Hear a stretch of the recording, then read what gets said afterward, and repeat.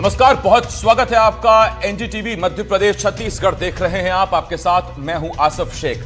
22 अप्रैल को जम्मू कश्मीर के पहलगाम में पाकिस्तानी आतंकियों ने 26 बेगुनाहों को बेरहमी से कत्ल कर दिया। देश की आंखों से आंसू बहने लगे, लेकिन उन्हीं आंखों में अंगारे धधक उठे। एक ही आवाज हर तरफ से गूंजी, हमें बदला चाहिए। भारतीय सेनाओं ने देश की उस मांग का मान रखा और फिर पाक और पीओके में मौजूद आतंकी ठिकानों पर मिसाइल और ड्रोन से कहर बरपा दिया। जवाब पाक ने भी देने की कोशिश की, हालांकि उसने मुंह की खाई। यानी अब जंग के आसार हैं, हालात हैं, और अब सवाल यह है कि जंग की तरफ बढ़ते हालातों में हम देशवासियों की क्या जिम्मेदारी है, हमें क्या करना है और क्या नहीं करना है। ये आज बहुत जरूरी है। ये जानने के लिए हमने आज ये डिबेट रखी है, और आप जो भी काम कर रहे हैं इस वक्त वो काम छोड़ दीजिए और इस डिबेट को जरूर देखिएगा, क्योंकि आज हमारे साथ एक एक्सपर्ट्स का पैनल जुड़ेगा। हमारे साथ पूर्व सैन्य अधिकारी होंगे, डॉक्टर होंगे, इसके अलावा हमारे संवाददाता होंगे, साथ ही साथ एनडीआरएफ के अधिकारी भी हमारे साथ जुड़ेंगे, और वो आपको बताएंगे कि अगर जंग छिड़ती है तो ऐसे में आपको क्या करना है अपनी सुरक्षा के लिए और देश के लिए। लेकिन सबसे पहले आइए एक रिपोर्ट देखते हैं।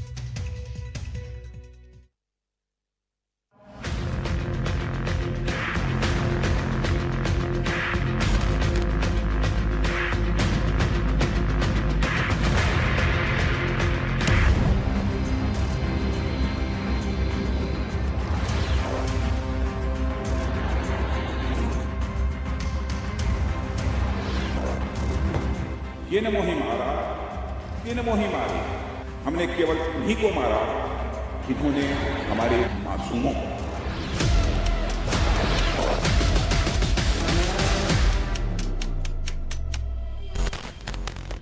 पाकिस्तान की गोद में पल रहे आतंकी संगठनों ने भारत को पहलगाम का जख्म दिया।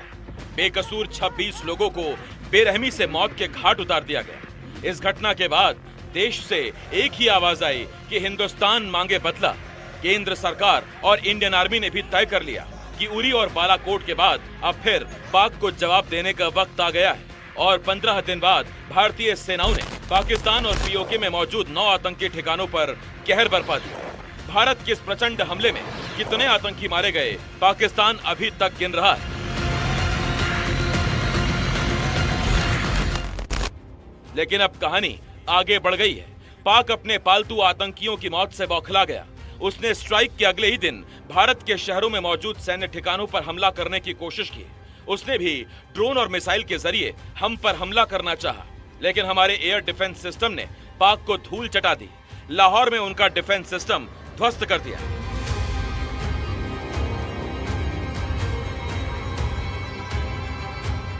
यहां खास बात यह है कि भारत ने तो पाक में मौजूद आतंकी कैंपों और ठिकानों को ही निशाना बनाया, लेकिन पाक ने हमारे सैन्य ठिकानों पर हमले की कोशिश करके बड़ी जानलेवा गलती कर दी। अकेला यही कारण अब युद्ध और पाकिस्तान के विनाश के लिए पर्याप्त है। अब दोनों देशों के बीच चरम पर पहुंच चुका ये तनाव, और किस हद तक जाएगा इसके लिए थोड़ा इंतजार करना होगा। लेकिन सेनाओं के साथ साथ हम नागरिकों को भी ऐसे किसी भी हालात के लिए तैयार हो जाना चाहिए। सबसे पहले आम नागरिक होने के नाते हमारे कुछ कर्तव्य हैं जिनका हम सभी को ख्याल रखना चाहिए। सबसे पहले हमें सरकार के निर्देशों का पालन करना है। एयर स्ट्राइक में अलार्मिंग सायरन का ख्याल रखना है। ब्लैकआउट जैसी स्थिति में हर तरह की रोशनी बंद कर दें। किसी भी आपात स्थिति में सुरक्षित जगह पर रहें। बंकर या बेसमेंट में जाना है और दूसरों की भी मदद करनी है। इमरजेंसी किट तैयार रखें जिसमें खाने का सामान और दवाइयां शामिल हों। हमेशा मोबाइल और पावर बैंक चार्ज रखें। घबराहट से बचें और सभी को हौसला दें। सैन्य क्षेत्रों और संवेदनशील जगहों से दूरी बनाएं। अब वो चीजें जो हमें नहीं करनी है, ना तो अफवाह फैलाएं, ना उन्हें शेयर करें। घबराने की जरूरत नहीं है, इससे स्वास्थ्य बिगड़ सकता है। सायरन के दौरान खुले में ना रहें और ना ही रोशनी करें। सेनाओं की मूवमेंट का वीडियो ना बनाएं। किसी भी सैन्य एक्टिविटी की रील बनाकर शेयर ना करें। गैर जरूरी तौर पर इमरजेंसी सेवाओं को कॉल ना करें। किसी भी अविश्वसनीय सोर्स से युद्ध की जानकारी ना लें। हमने आपको बताया कि युद्ध के दौरान एक जिम्मेदार नागरिक को क्या करना चाहिए और क्या नहीं। देश का हर नागरिक बॉर्डर पर जाकर देश के लिए नहीं लड़ सकता। हर नागरिक बंदूक नहीं उठा सकता, लेकिन हम सब हाथ उठाकर जरूर सलाम कर सकते हैं अपने उन वीर बहादुरों को जो हमारी और देश की रक्षा के लिए तैनात हैं या बॉर्डर पर जा रहे हैं। तो अगली बार जब आप सेनाओं को जाते हुए देखें तो मोबाइल नीचे करके हाथ उठाकर उन्हें सैल्यूट कीजिए। उन्हें बताइए कि पूरा देश उनके साथ खड़ा है। Bureau report, NDTV.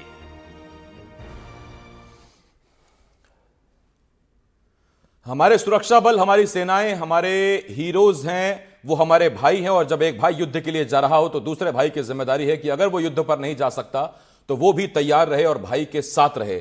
आज इसी पर हमारी ये डिबेट है। और ये आज डिबेट नहीं है, ये जानकारी के लिए एक कार्यक्रम है, खास पेशकश है। हमारे साथ अलग अलग फील्ड के एक्सपर्ट जुड़ रहे हैं। हमारे साथ भोपाल जिले के CMHO डॉक्टर प्रभाकर तिवारी जी हमें ज्वाइन कर रहे हैं। इसके साथ साथ पूर्व DSP अरविंद खरे सर हमें ज्वाइन कर रहे हैं। CRPF के retired IG Kamalkant Sharma sir हमें ज्वाइन कर रहे हैं। इसके साथ साथ BSF के पूर्व IG सुरजीत सिंह गुलेरिया सर हमें ज्वाइन कर रहे हैं। और गुलेरिया सर NDRF में भी अहम पदों पर रहे हुए हैं।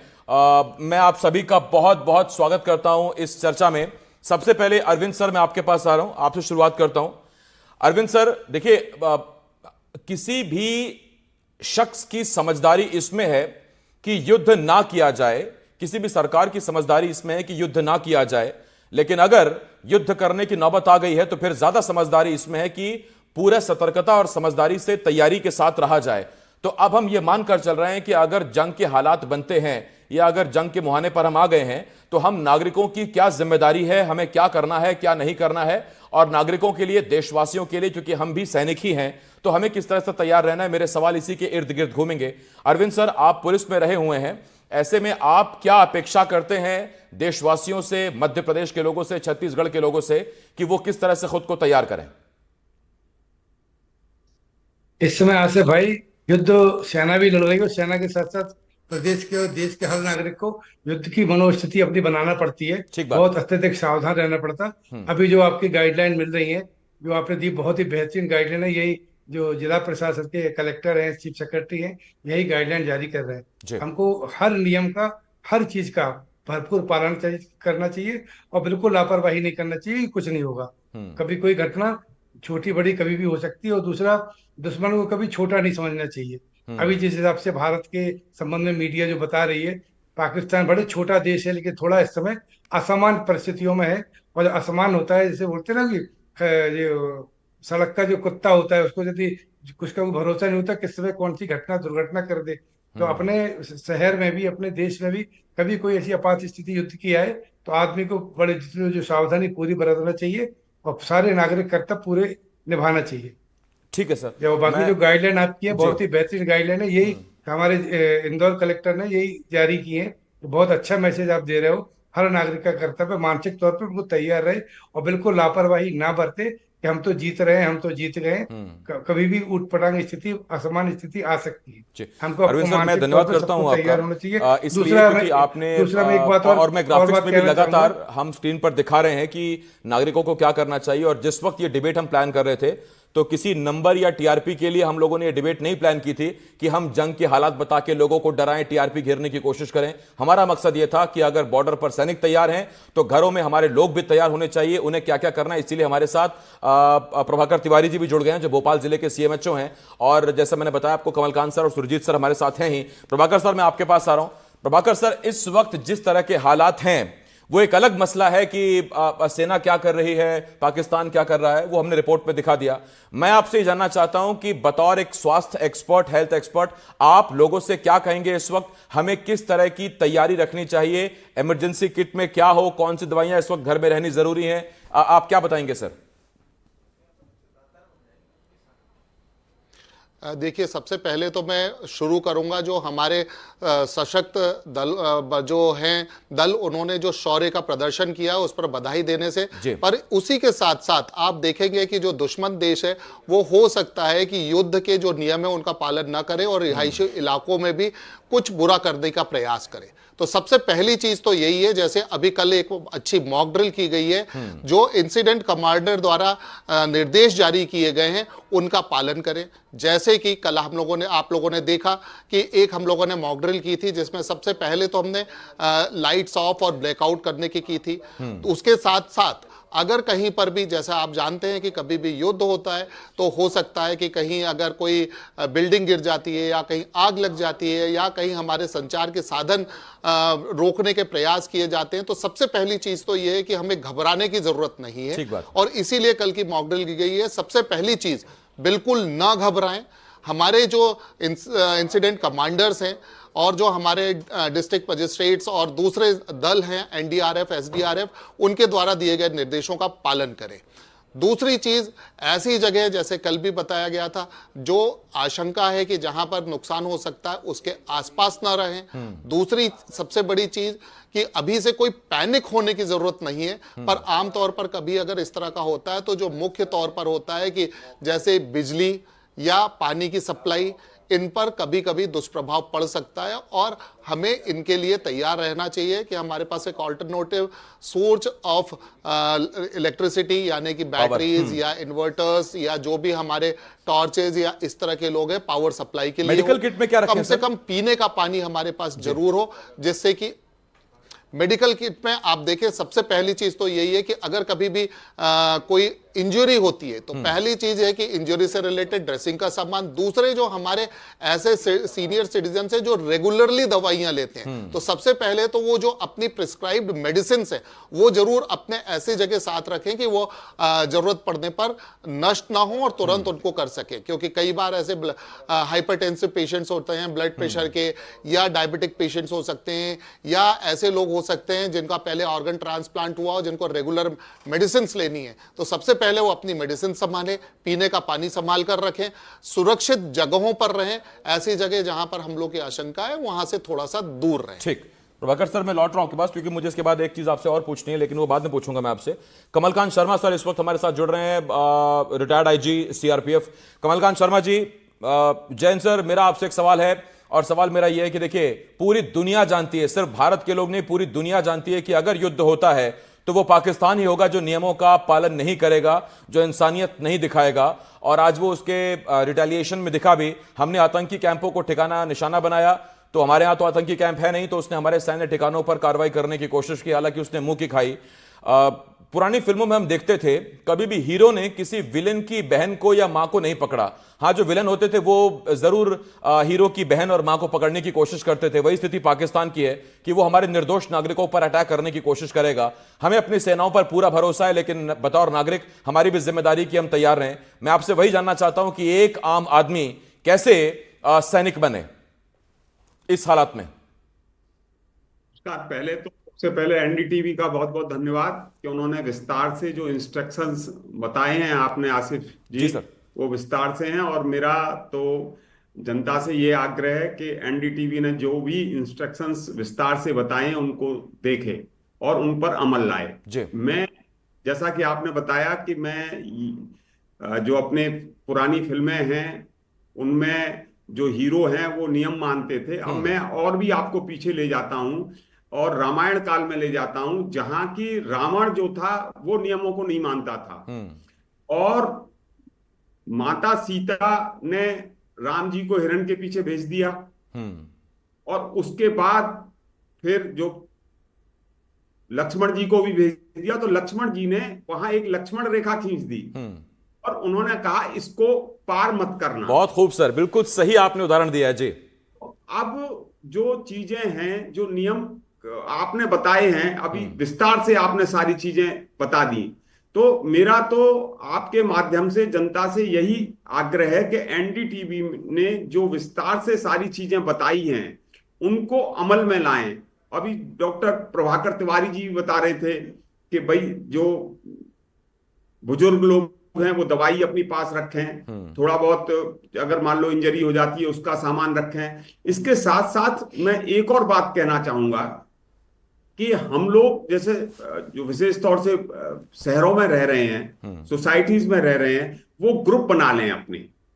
और सबसे पहले तो आपने जो इंस्ट्रक्शंस जारी किए हैं इसको सबको अपने चैनल, अपना जो भी ग्रुप है उसमें शेयर करें और उनसे पूछ लें। जब हम एक दूसरे से पूछते हैं कि भाई ये एक हो गया, दो हो गया, जो हम कहते हैं कि एक्शन टेकिंग रिपोर्ट जो लेते हैं, उसकी तरह इसका देख लें कि भाई हाँ दवाई ले ली, हाँ भाई ये सारी चीजें हो गई। और उससे बड़ी बात, एक दूसरे से संवाद स्थापित रखें।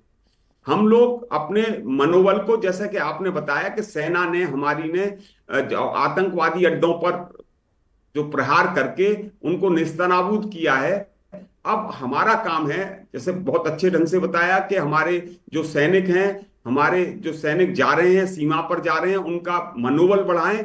और साथ ही साथ ये भी है कि हम भी अपना मनोबल ऊंचा रखें, आपस में बातचीत ये करते बहुत रहें। जरूरी है, क्योंकि बड़ी पुरानी कहावत है, मन के हारे हार है, मन के जीते जीत। मैं सुरजीत सिंह गुलेरिया सर के पास आऊंगा, लेकिन उससे पहले हमारे एग्जीक्यूटिव एडिटर अनुराग द्वारी सर इस वक्त हमें ज्वाइन कर रहे हैं इस डिबेट में, और उसके बाद फिर मैं सुरजीत सर आपके पास आता हूं। अनुराग जी इस वक्त राजौरी में है, जम्मू कश्मीर में है। जरा मैं उनसे पूछता हूं, क्योंकि आज दिन भर उन्होंने जम्मू कश्मीर के लोगों से बात की है, पाकिस्तान ने जो डैमेज करने की कोशिश की उसकी तस्वीरें हम तक दिखाई हैं। अनुराग सर, मुझे लगता है कि पाकिस्तान की एकमात्र कोशिश है कि भारत पर जो अटैक किया जाए, हमला किया जाए, वो तो है ही, उसके साथ साथ भारत में हिंदू और मुसलमान को आपस में लड़वाया जाए। और उसका पहलगाम सबसे बड़ा उदाहरण आतंकियों ने शायद बनाने की कोशिश की थी, जो कि पूरी तरह से नाकाम हुई। और मैं सवाल को आगे बढ़ाऊं, मैं अपने दर्शकों को बताना चाहता हूं कि हमारी जो टीम वहां पर मौजूद है राजौरी में, यानी जो आपको दिख रहे हैं वो अनुराग द्वारी हैं, लेकिन अनुराग द्वारी को जो दिखा रहे हैं उनका नाम रिजवान खान है। तो आप यहां से समझिए कि कैसे एनडीटीवी आगे बढ़ता है, कैसे देश आगे बढ़ेगा। अनुराग सर, मेरा यही सवाल है आपसे कि हम नागरिकों की क्या जिम्मेदारी है यहां से, जो पाकिस्तान की साजिश है हिंदू मुसलमान को लड़वाइए, यहां गृह युद्ध की स्थिति पैदा कीजिए, हम कैसे जवाब देंगे उनको? बिल्कुल आसिफ, और सबसे पहले मैं चाहूंगा, क्योंकि आपने मेरे कैमरे सहयोगी का नाम लिया है, वो अक्सर कैमरे के पीछे रहते हैं, तो मैं रिजवान भाई से गुजारिश करता हूं आज ले आइए, सही बात है, आ जाए इस फ्रेम में। हाँ। और चूंकि जी बिल्कुल बिल्कुल, तो रिजवान भाई सुबह से हमारे साथ थे, हम राजौरी और पुंछ के भी कई इलाकों में गए, रास्ता बहुत बारिश हो रही थी, इन्होंने सारी तस्वीरों को कैमरे में कैप्चर किया। कितना मार्मिक था जब लोग रो रहे थे, वो महिला गीता शर्मा रो रही थी। आपके लिए भी कितना मुश्किल हो जाता है ऐसे वक्त में कैमरे को थामे रखना? उस टाइम समझ में नहीं आता कि क्या देखेंगे, तो जिस तरह के तो बता रहे थे अपने घर को देख के, और रो रो के आँख में आंसू आ रहे थे, तो उस टाइम शूट करना बड़ा अजीब सा हो जाता है कि क्या चाह रहे हैं, क्या होगा, क्या हो रहा है, समझ में नहीं। ऐसे हालात रिजवान भाई, इससे पहले चूंकि हम लोग अक्सर मध्य प्रदेश छत्तीसगढ़ में भी नक्सलियों का हमला कवर करते रहे हैं, लेकिन ऐसे मुश्किल हालात जहां पर एक जगह से दूसरी जगह जाना भी मुश्किल हो, उस वक्त में कैमरा, आज बारिश भी बहुत ज़्यादा थी, तो अक्सर होता है कि उसमें मॉइस्चर आ गया, नमी आ गई, एज अ कैमरा पर्सन आपके लिए कितना मुश्किल होता है? बहुत मुश्किल है। जैसे हम सुबह शूट पे निकले तो काफ़ी तेज़ बारिश थी, और उस टाइम ये भी लग रहा था, पीछे से कोई खतरा भी लग रहा था कि लोग वहाँ के गांव के लोग बोल रहे थे संभाल के रहना, पीछे तो कुछ आ सकता है। तो एक दिमाग में वो भी चीज़ चल रही थी, और सब लोगों के देख भी रहे थे कि किस तरह के लोग परेशान हो रहे हैं। एक दुकानदार है, वो अपनी कैसी उसकी पूरी दुकानदारी खत्म हो गई लगभग। बिल्कुल। तो मैंने रिजवान सर उस शख्स को भी सुना आपके कैमरे पर, आपके माइक पर, जिसने कहा था कि पाकिस्तान का नक्शा ही मिटा देना चाहिए, नक्शे से साफ कर देना चाहिए। वो गुस्सा नजर आता है। मैं अनुराग सर आपसे ही जानना चाह रहा हूं कि क्योंकि वहां के लोग इस दंश को झेलते रहे हैं जिन्हें आज आपने कवर किया, तो वो लोग खुद को कैसे बचाते हैं? क्योंकि आज मेरी इस डिबेट का मकसद ही है कि हम मध्य प्रदेश, छत्तीसगढ़ देशवासियों को कैसे तैयार करें युद्ध की स्थिति के लिए। तो वो लोग खुद को कैसे बचाते हैं, खुद को कैसे सुरक्षित रखते हैं?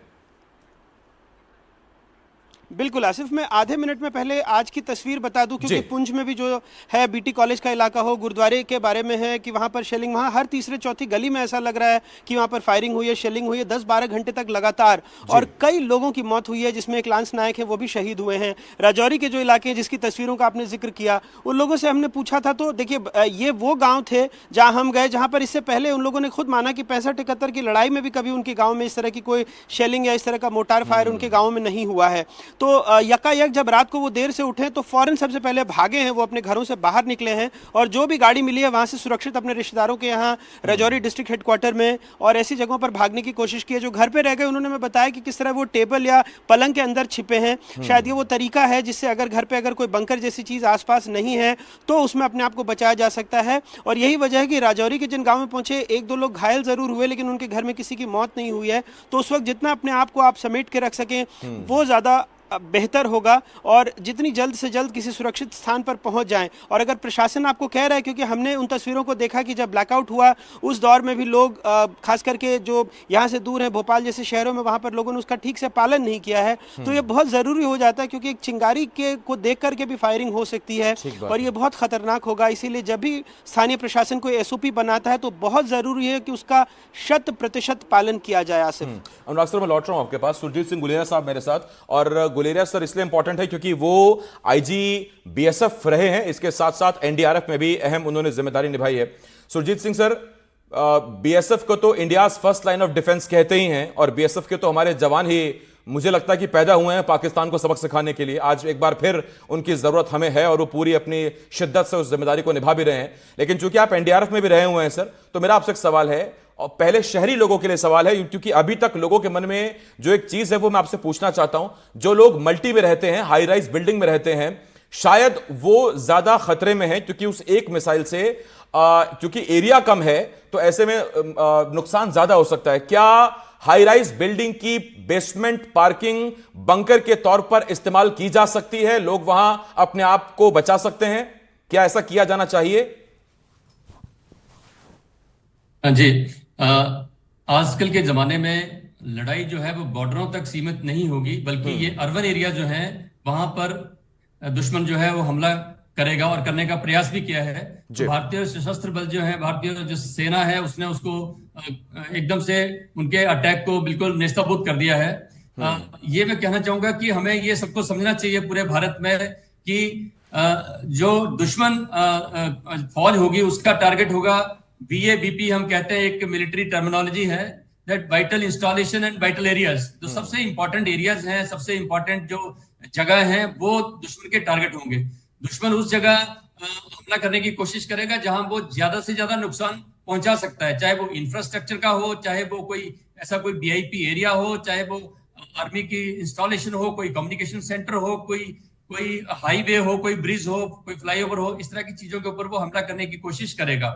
तो हमें ये मानना चाहिए कि जब भी हमारे ऊपर कोई एयर स्ट्राइक या कोई मिसाइल का अटैक होता है तो हमें बाहर नहीं भागना है, हमें कवर लेना है, शेल्टर लेना है और हमें अपने आप को बचाने की कोशिश करनी है। जहां तक हाई राइज बिल्डिंग है, जहां पर बेसमेंट एरिया है, सबसे पहले उसमें जाने की हम कोशिश करें, या जहां पर अंडरग्राउंड पार्किंग एरियाज हैं वहां पे जाया जा सकता है। जो बिल्डिंग्स, अगर किसी बिल्डिंग के ऊपर ऐसा होता है तो हर घर में हमें इस बात की तैयारी रखनी है कि हमारे घर का जो इंटीरियर रूम होगा, जिसमें खिड़कियां या दरवाजे शीशे कम से कम हो और वो इंटीरियर रूम हो, वो जगह सबसे सुरक्षित जगह मानी जा सकती है एयर स्ट्राइक के समय में या कोई मिसाइल के अटैक के समय में। और उस कमरे को हम अपना बचाव के लिए पहले से निर्धारित करें। वहां पर हम अपने खाने का कुछ सामान, पानी पीने के लिए रखें, टॉर्च रखें, हमें फर्स्ट एड किट का पूरा सामान रखें। वहां पे हमारे पास इंपॉर्टेंट कॉन्टेक्ट नंबर होने चाहिए, हमारे पास बैटरी चार्जर्स होने चाहिए, हमारे पास मोबाइल प्रॉपर चार्ज होना चाहिए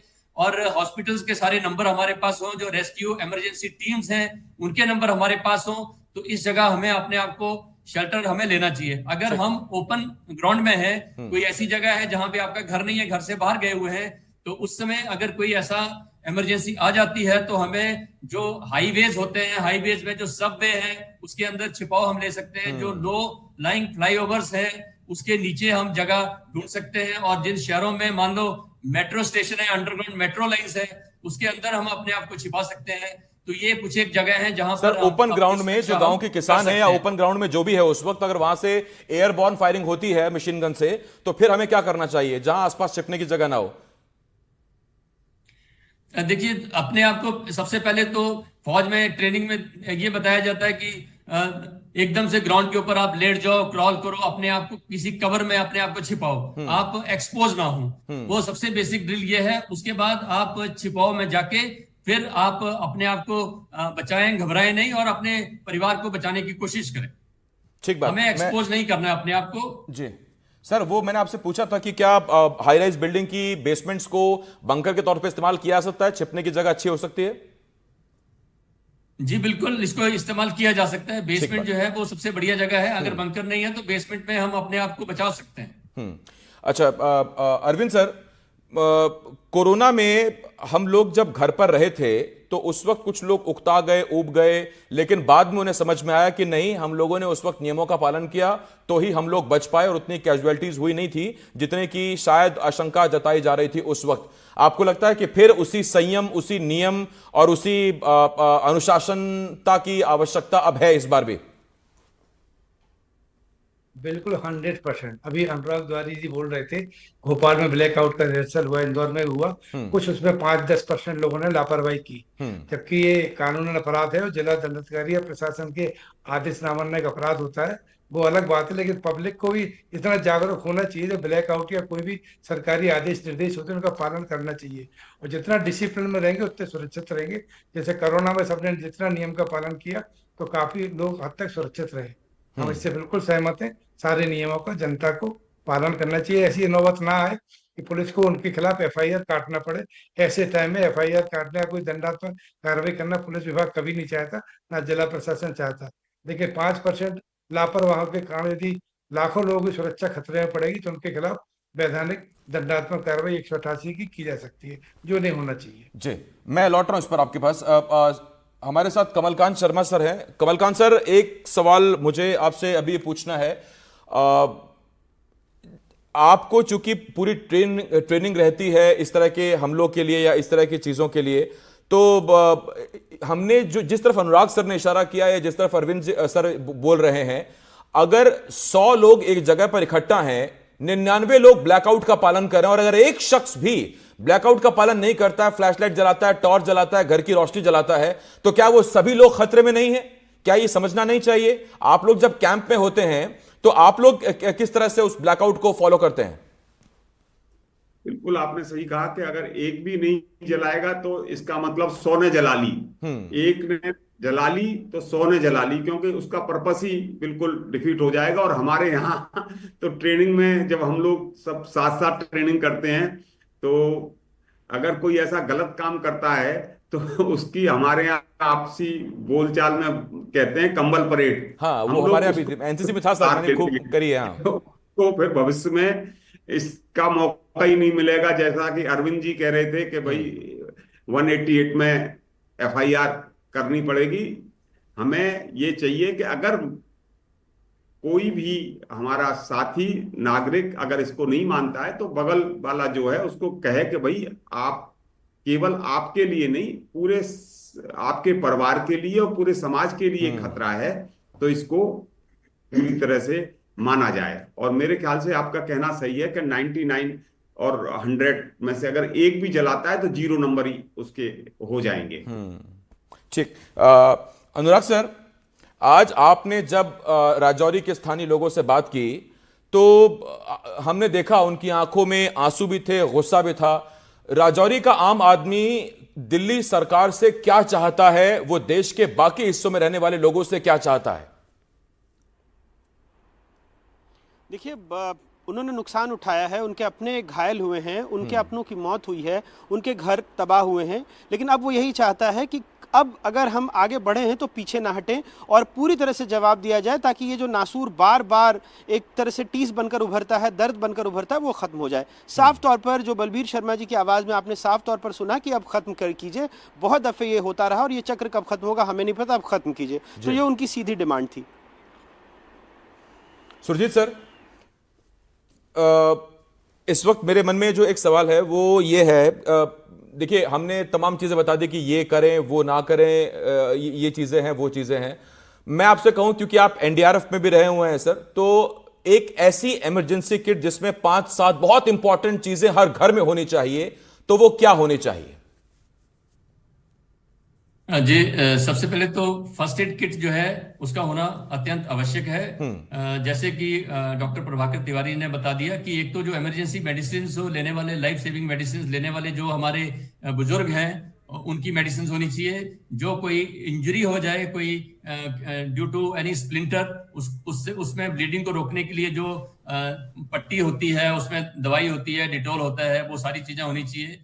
फिर इसके अलावा हमारे पास टॉर्चेज होने चाहिए, हमारे पास खाने पीने का सामान, आवश्यक सामान उस किट में जरूर होना चाहिए। इसके अलावा मैं ये चाहूंगा कि जो मोबाइल फोन उसकी बैटरी चार्जिंग की जो कुछ व्यवस्था जो है वहां पे की जाए। मैं ये भी कहना चाहूंगा कि जब आप वहां पे बैठे तो आपके पास रुमाल और टॉवल्स जरूर होने चाहिए। अब आप पूछेंगे रुमाल या टॉवल्स की जरूरत क्या है? वो इसलिए कि ये जो अटैक्स हो रहे हैं इसमें ऐसा भी हो सकता है कि कोई CBRN का एलिमेंट इस अटैक में शामिल कर दें, जिसमें केमिकल किस्म की इमरजेंसी अगर हो सकती है, कोई न्यूक्लियर किस्म की इमरजेंसी हो सकती है। तो ये जो रुमाल है अगर इसको पानी से भिगो के नाक में लगा के सांस लिया जाए तो हम अपने आप को बचा सकते हैं।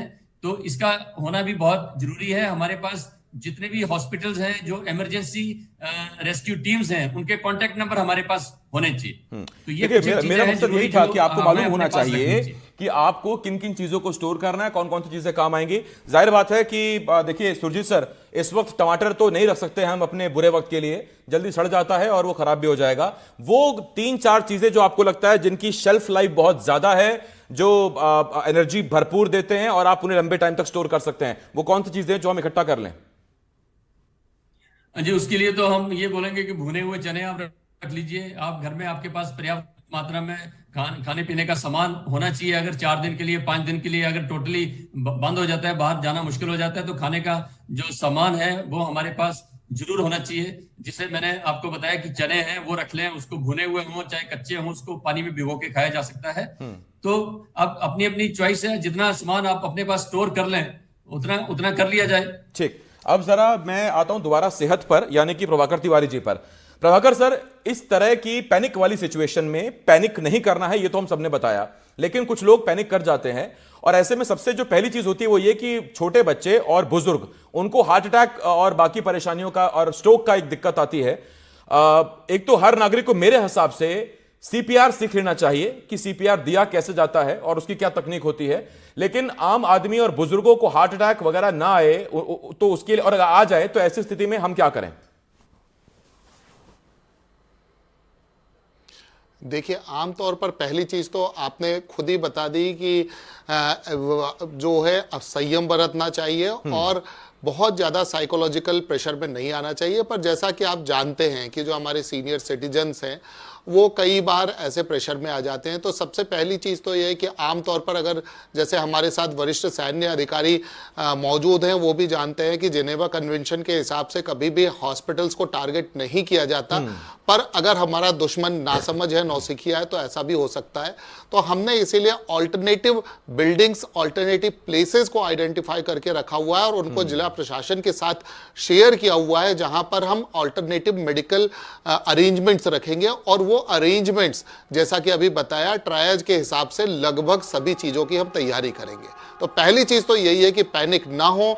हार्ट अटैक अगर हो भी जाता है, जो भी आपके पास व्हीकल अवेलेबल है उसके थ्रू, और नहीं तो जो हमारी जितने भी ये पब्लिक ट्रांसपोर्ट सिस्टम्स हैं, 108 है, इसके साथ में डायल 100 है, ये सब आपके सहयोग के लिए हैं। तो आपके पास उनके नंबर्स जरूर होने चाहिए। कम्युनिकेशन प्लान जितना अच्छा होगा उतनी जल्दी आप हमारे पास पहुंच जाएंगे। हमारे जितने हॉस्पिटल्स हैं वो हाई अलर्ट पर हैं और जैसा कि अभी मैंने बताया कि हमने ऑल्टरनेटिव प्लेसेस पर भी ये व्यवस्था रखी है कि अगर कभी ऐसा होता है कि हमारे जो हॉस्पिटल्स हैं, कोर हॉस्पिटल्स हैं, उन पर कोई हमला होता है तो ऑल्टरनेटिव प्लेसेस पर हम लोगों को ये हेल्थ सर्विसेज अवेलेबल करवा सके। और इसके साथ ही साथ जो बेसिक मेडिसिन हैं, जो इमरजेंसी मेडिसिन हैं, अगर हमारे पास चाहे वो हार्ट अटैक के पेशेंट्स आए या धूल धक्कड़ के कारण हमारे पास ऐसा भी हो सकता है कि रेस्पिरेटरी सिम्टम्स वाले पेशेंट आ जाएं, या ऐसे लोग जो अपनी दवाइयां भूल गए हैं वो डायबिटिक कीटो एसिडोसिस में आ सकते हैं।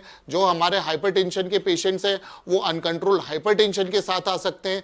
छोटे बच्चे घबराकर उनके साथ रेस्पिरेटरी प्रॉब्लम्स के साथ आ सकते हैं। तो ये सब चीजों की तैयारी, चाहे वो ऑक्सीजन हो, चाहे कंज्यूमेबल्स हो, चाहे ड्रग्स हो, वो हम अपने हॉस्पिटल्स में और हॉस्पिटल के साथ साथ जो ऑल्टरनेटिव प्लेसेस हमने आइडेंटिफाई किए हैं वहां पर भी पहुंचा रहे हैं। और ये सारी की सारी चीजें जैसा कि आपने बताया, हमारे डिस्ट्रिक्ट एडमिनिस्ट्रेशन, पुलिस, नगर निगम और जो SDRF NDRF की टीम्स है उनके बीच में एक अच्छा कम्युनिकेशन बनाकर उनको कम्युनिकेट। बिल्कुल अनुराग सर, जो मैंने पहली चीज आपसे पूछी थी, मैं फिर वही पूछना चाह रहा हूं आपसे कि अगर भारत पर अटैक होता है और भारत उसको रिटेलिएट करता है, उसका जवाब देता है, तो फिर उस कार्रवाई को बताने के लिए देश की दो बेटियां टीवी स्क्रीन पर आती हैं, एक कर्नल सोफिया कुरैशी और दूसरी विंको व्योमिका सिंह।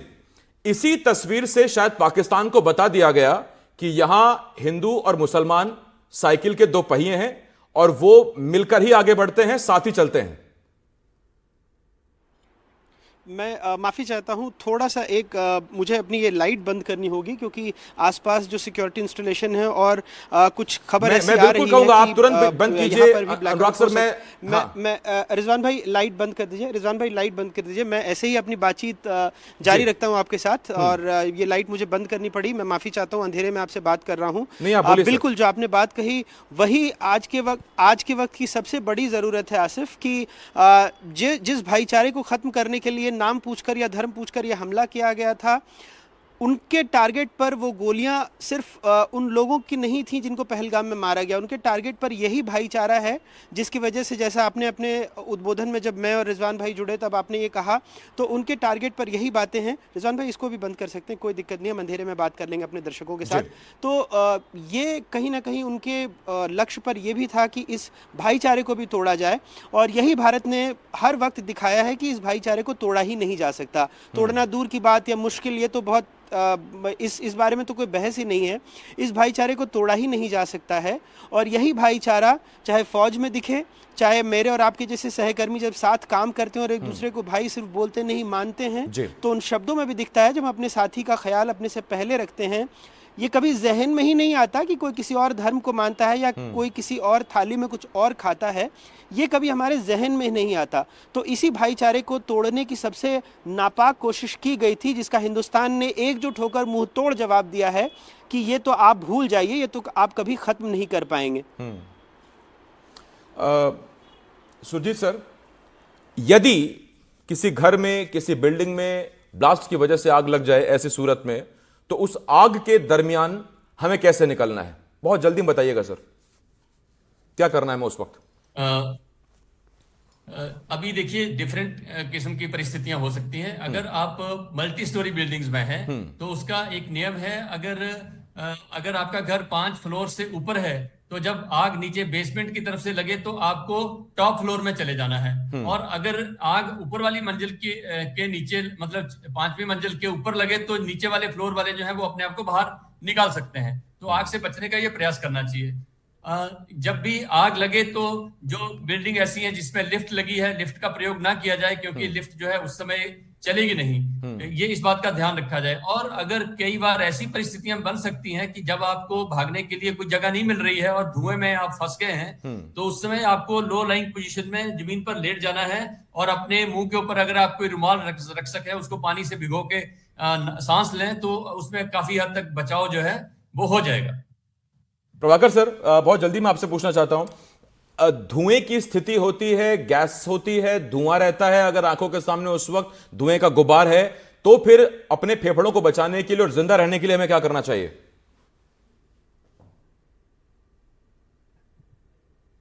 चीजों की बात कही थी, अगर उसमें जैसे अभी बताया गया कि रुमाल, अगर रुमाल के साथ साथ हम लोग मास्क और जो गोगल्स या चश्मे उनको भी शामिल कर दें, तो इन दोनों से हम लोगों की काफी बचत हो पाएगी और हमें बाहर निकलने में भी मदद मिलेगी, क्योंकि जो धुआं है वो उसके कारण अंदर सीधे नहीं आ पाएगा। और अगर हम थोड़ा बहुत रिब्रीथ भी कर लेते हैं अपनी निकली हुई कार्बन डाइऑक्साइड में, तो उतनी ऑक्सीजन होती है कि हम दौड़कर बाहर निकल सके।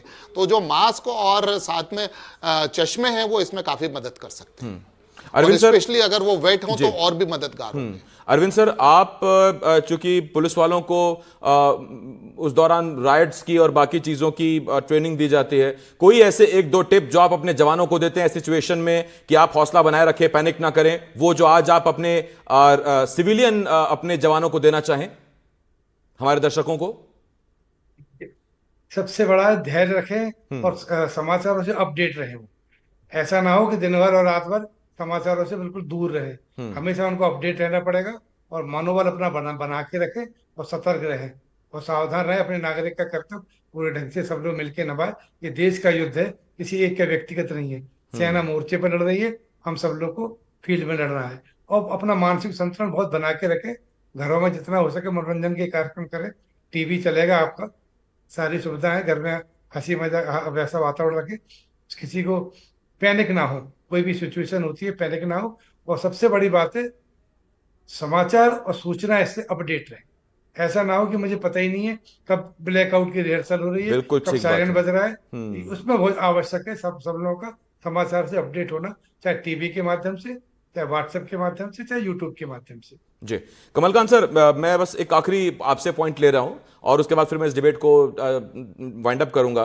कमलकांत सर, हमने अपने एक रिपोर्ट में कहा कि आप रील ना बनाएं लेकिन रियल हीरोज को सलाम करें, और एक अपील भी हमने अपने दर्शकों से की आज कि कोई भी सैन्य गतिविधि होती है, मूवमेंट हो रही है, कहीं कोई ट्रेन से अगर कोई यूनिट मूव कर रही है या फिर कहीं से फाइटर्स आपको मूव करते दिखाई दे रहे हैं, तो उनकी रील्स ना बनाएं, उसको शेयर ना करें, क्योंकि हम शायद जाने अनजाने में अनइंटेंशनली हम एनिमी को सपोर्ट करेंगे, दुश्मन को हम सपोर्ट करेंगे।